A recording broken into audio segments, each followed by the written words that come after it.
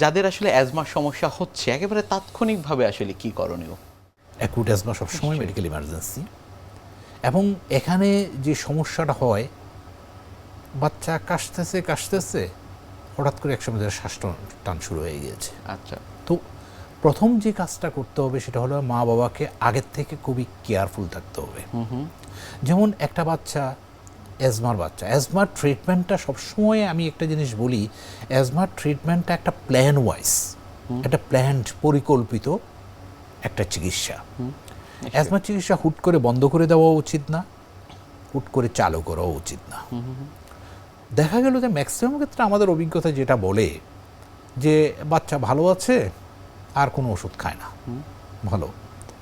যখনই একটা অ্যাজমার triggering factor তাকে ট্রিগার করলো, অ্যাজমাটা বেড়ে গেল, তখন আবার শুরু করে, নিশ্চয়ই। আবার শুরু করে। কিন্তু আপনি একটা জিনিস দেখুন, এই যে শুরু করে এখানে একটা রিস্ক আছে। যেমন অ্যাজমার যদি খুব বেশি শ্বাস টান হঠাৎ করে ইমার্জেন্সি, কোন সময় কখন কোথায় এটা তো আসলে কেউ বোঝে না। এই যে বারবার বলছে মেডিকেল ইমার্জেন্সি অ্যাকিউট অ্যাজমা।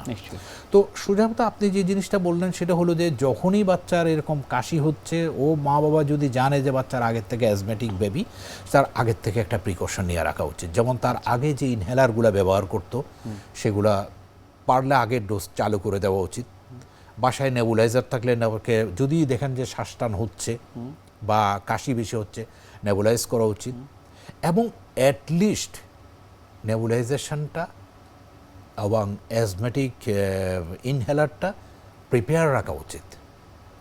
যে কোনো সময় তো লাগতে পারে, নিশ্চয়ই এখন লাগছে না কিন্তু 2 ঘন্টা পরে তো বা রাতের নিশীথে। অ্যাজমার প্রবলেমগুলো ম্যাক্সিমাম ক্ষেত্রে দেখা যায় যে শেষ রাতের দিকে হয়, ভোর রাতের দিকে হয়।